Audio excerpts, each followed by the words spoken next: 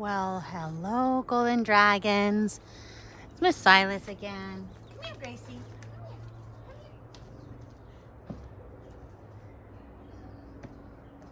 Okay, here I come. I wanted to introduce you to, this is my backyard. Isn't it a cool backyard? I love this backyard. And this is Gracie. This is my dog. So here she is.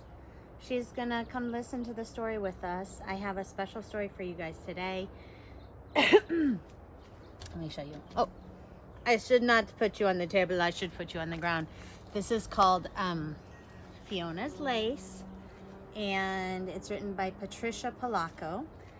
And I'm gonna come over here now and tell you some more things about this, which is that Patricia Polacco is just one of my favorite children's book authors, and she has written a zillion books, and she used to live in the Bay Area.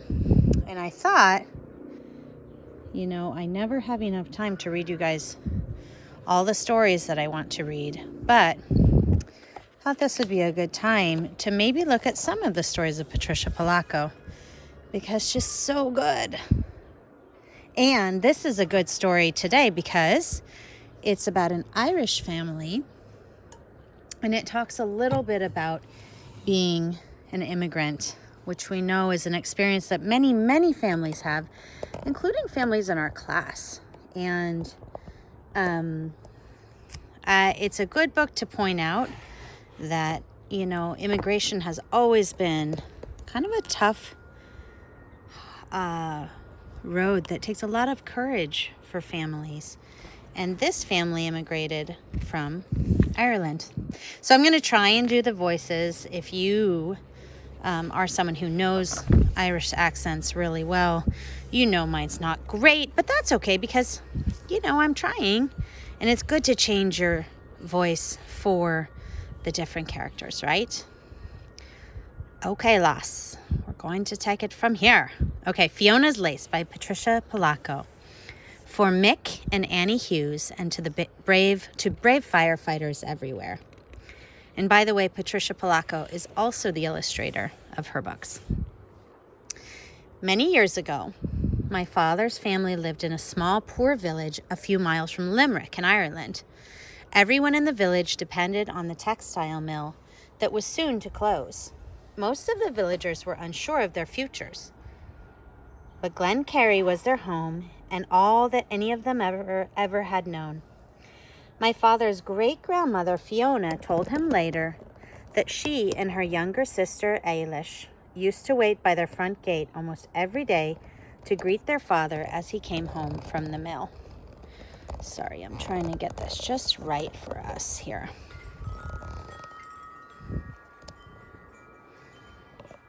Okay, I think that's pretty good. Yeah, okay. Their mother, Annie, was known far and wide for her hearty soups and lovely bread. Supper in the Hughes household was a celebration of good food. But the best part of supper for Fiona and Eilish was to hear their father Mick tell grand stories. "Da, tell us about how you got mother to marry you," Fiona whispered. "Oh yes, Da, tell us," Eilish chirped. Their father's eyes blazed as he began. "Now you can believe this or you can believe it not," he started. The girls and their mother leaned in. "Back when your mother and I worked at the textile mill in Limerick, I used to walk by the lace parlour on my way to lunch." He paused. Fiona smiled broadly at Eilish. They knew this story by heart. "That is when I saw the most beautiful little lass I had ever had laid eyes on." "Such talk, Mick. You've been kissing the blarney," their mother blushed. Have you ever heard of the blarney? It's a blarney stone, and I think, I don't know actually what it is, but I think we should look it up. See if you can look it up. "So I asked all of the other girls in her parlor where she lived, so's I could come a-calling and spark her. But not one of them would tell me. One day as I left the mill, I noticed a lovely little bunch of lace tied to a bush just down the lane. I could see other little bits of lace tied to trees, bushes, front stoops, and lampposts further on. I recognized her lace, so I followed it down the paths and lanes until they stopped just in front of a darling little cottage. I looked farther on and saw no more of them, so I knew this was your mother's house. Fiona and Ailish tittered.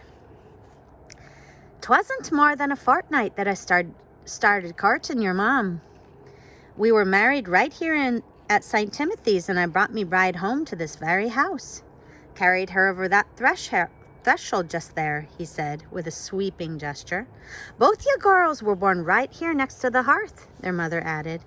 To think a trail of lace brought you to our mum, Fiona said dreamily. So there's a couple words here that you might not know. Courting, like courting somebody is when you're dating them, right? But I wonder if anyone knows this word, carried her over the threshold just there. So this is a tradition that happens in, sometimes when people get married, one of the people will pick up the spouse and carry them over through the doorway, and that's kind of like saying carrying them over the threshold. It's just kind of a special tradition. And the hearth is kind of like where the fireplace is. Then, just as she did every evening, Fiona ran to get her day's handiwork to show her father. Her mother was teaching her to be a fine lace maker. Mum showed me our secret run-and stitch today, Fiona said proudly as she held a small pillow covered with lace in front of her father's face. Aye, Fiona, your mother was one of the finest makers of lace in all of Limerick, Father said wistfully as he smiled at her mother. Sure, the arthritis stopped all that, Mick, Annie said quietly. She tried to smile, but it was heartbreaking to all of them that Annie's fingers were swollen from the pain. Fiona will be grander than I ever hoped to be, and as soon as she is old enough, we'll take her to the parlor in Limerick, and she'll be their best. Annie crowed proudly as she inspected her daughter's lace. Oh, see? She's passing on the tradition to her daughter, isn't she? Times were already hard in all of Ireland, but harder still in Glencarry. The mill closed, as rumored. It broke many a man and forced families to leave all they knew and seek work elsewhere. Where will we go, Mick? Annie said one day. Her heart was deeply troubled. One day, their neighbor, Mrs. O'Flaherty, spoke to Annie over their back fence. My Jocko and I have signed a contract. That's all we had to do to get passage to America, she said as she hung up her wash. A contract to do what? Annie asked. To serve a wealthy family in America. We're going to be in domestic service for them. You mean you'll be their maid? Annie asked. Of course, and Jocko will help on the grounds. The wealthy family will pay our way there on a ship. All we have to do is promise to work for them until the passage is paid off, Mrs. O'Flaherty answered.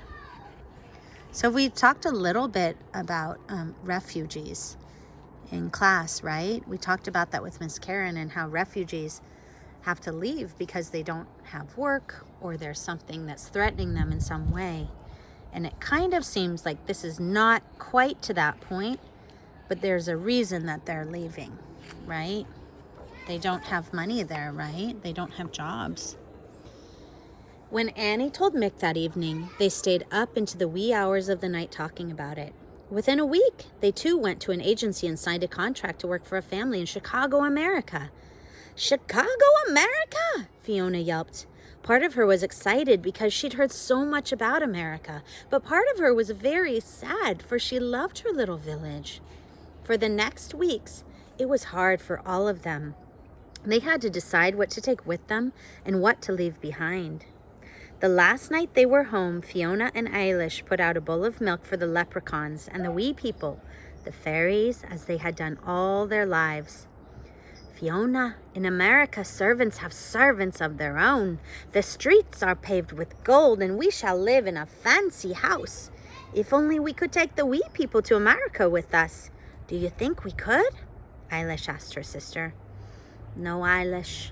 I think the only place the wee ones can be happy is here where the woodbine twineth, near the forest here in Glencarry. Fiona whispered. The next morning, Fiona's mother and father bade tearful farewells to lifelong friends. What is this? Bade. I wonder if we could substitute a word for that. The next morning, Fiona's mother and father, tearful farewells to lifelong friends. Gave? Shed? Said? Let's try one of those. The next morning, Fiona's mother and father gave tearful farewells to lifelong friends. Yeah, I think that might be right. Now, if we were in class together, I would make one of you guys do that, not me. After old Mr. Fitzgerald helped them load the last bundle on the wagon, the family climbed aboard.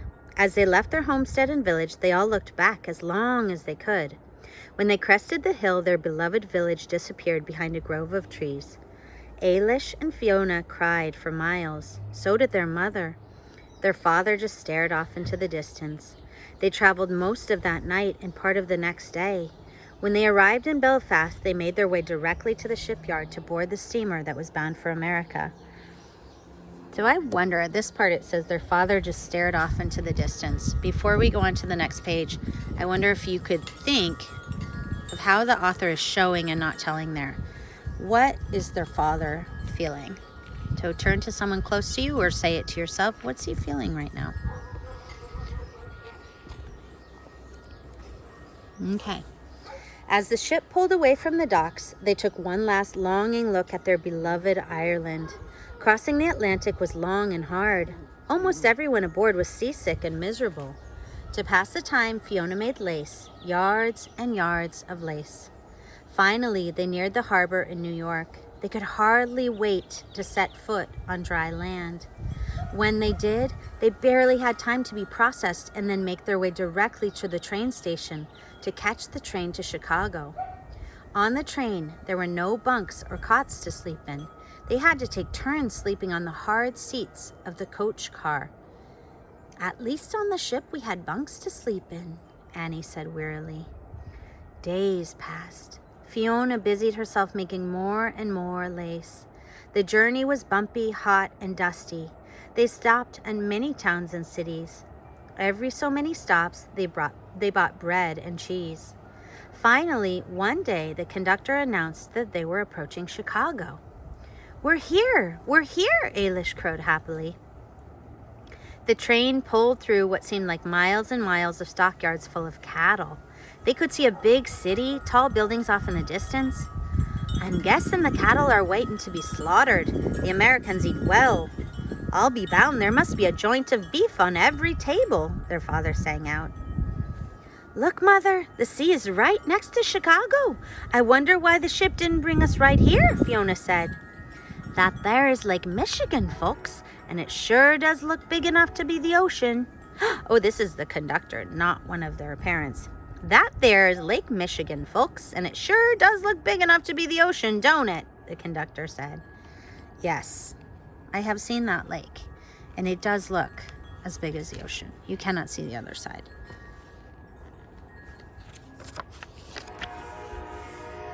At the depot in Chicago, there were drivers for hire with wagons to take travelers home. Fiona's father had the address of the rooming house that their employers had arranged. As they drove through the city, Fiona couldn't believe her eyes. Every building was grander than the last, row upon row of them. Elegant people were strolling with arms full of packages. Look at all those lovely frocks, Annie sighed. Made with the fine Irish lace, I'll wager, Father added. Is this where we're going to be living? Eilish chirped excitedly. Our flat is on Deconin Street. Is that near here? Their father asked the driver. The driver smiled. No, sir, we have quite a ways to go, he answered. I think in that the driver's kind of saying like, no, that neighborhood doesn't look like this neighborhood, don't you think? Aha.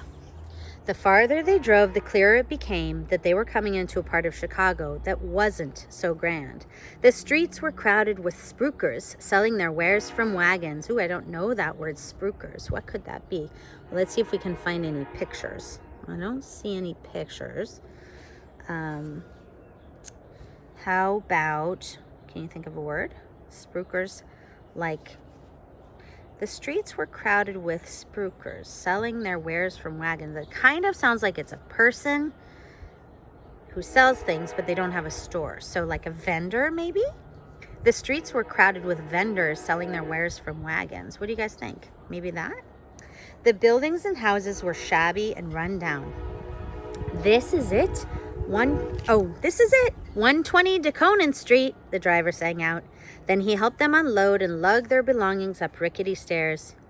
Yoo-hoo, Annie! It was Mrs. O'Flaherty, the neighbor from Glencarry. We work for the same family. They told us you were coming. I tidied up your flat and made your beds, she called out. This must be a mistake, Mother. If you and Da are working for fine rich folks, why would they be putting us up in a place like this? Fiona whispered to her mother. I can hear in her voice that she's feeling a certain way. I wonder if you could tell me how you think she's feeling right now. I think maybe she's feeling disappointed, scared, worried, something like that. That was nice of the neighbor to do that, right? Get everything ready. That's very welcoming. Annie and the girls cleaned and swept while Father went for supplies. After a good scrubbing and after they covered the shabby old furniture with throws and quilts they'd brought, the 2-room flat was almost livable. They had never seen a place like it. The sink and dry kitchen were in one room, and the other room was crowded with 3 beds. Annie and Mrs. O'Flaherty worked as kitchen maids for the same family. It took them 3 trolley rides to get there each day. I can't wait for our first pay packet. The girls will be needing new shoes when they start school, Annie whispered as she scrubbed the floor. Pay packet? Mrs. O'Flaherty scoffed. Don't you know that you won't be getting paid for serving them? They paid your way here, so every penny that you would earn belongs to them until you pay them. Remember, they are charging us rent for the rat trap we live in. They own it, and they'll be levying for your uniform as well. Pert Haggerty, another maid, added. But how will we live then? Annie muttered. You'll have to take second jobs and work in the evenings, darling. We all do, you know. So now this experience of having to work that hard just to live is something they were not expecting. And it's also a very common thing that happens to a lot of people who are immigrants in this country. My family, we come from immigrants too, and I hear these stories from my family too, that they had to work so hard just to make it at all in the United States. This is kind of sad, huh? I would say it's pretty sad indeed. Okay, let's go on. The other maids were quite right. Both Annie and Mick took second jobs. Mick at the slaughterhouse and Annie scrubbing laundry at a downtown hotel. But it wasn't long before Mrs. O'Flaherty told Annie about a posh dressmaker in the city. They are looking for to find Irish lace, and your Fiona makes the finest that I've ever seen, Mrs. O'Flaherty crowed. Annie made an appointment and took Fiona to show her lace to the store's buyers. Sure enough, they were heartily impressed. They made an offer on the spot to pay a pretty penny for Fiona's lace. We'll buy as much as the girl can make. And okay, right now we know that the title of the book is called Fiona's Lace. But you know what? I'm wondering something right now. I'm wondering why this book is dedicated to the brave firefighters everywhere. I don't see anything about a fire, but I do wonder if there might be something in this about that, because I'm a good reader and I'm thinking ahead. Well, you know I've already read the book too. But if I was a good reader and I was thinking ahead, I might be thinking of that somewhere in the back of my mind. Okay, I'm going to read one more page, or these 2 pages, and then I'm going to stop for today, and I'll read the rest tomorrow, okay? When Annie and Fiona got home and told Eilish and their father the news, they decided right then and there to have a party. Now we'll be able to save money and buy our own home right here in America, Annie called out as she danced around the room. I know just the place, too. We'll be crossing that great sea they call Michigan Lake, and we're going to buy land, Father sang out. We'll have a sweet farm and maybe some sheep, Eilish cooed. What is this place called where we'll be going, Da? Fiona asked. Michigan, he crowed as he reached for his tin whistle. That evening, all of their neighbors gathered and sang and danced, some of them even while holding pieces of Fiona's lace. To Fiona, they sang out as they whirled around the room.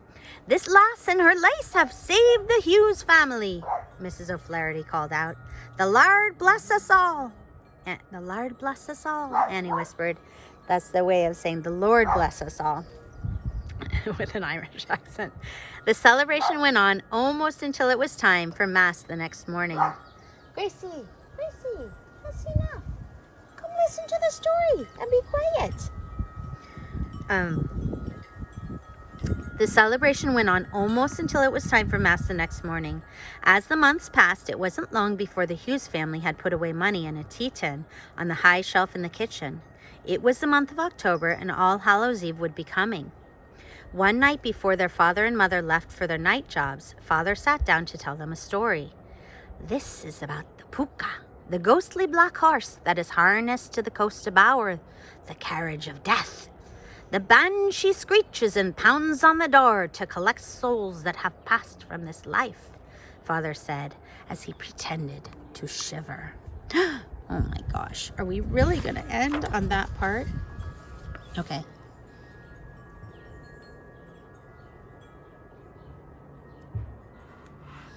Okay, I am going to end on that part.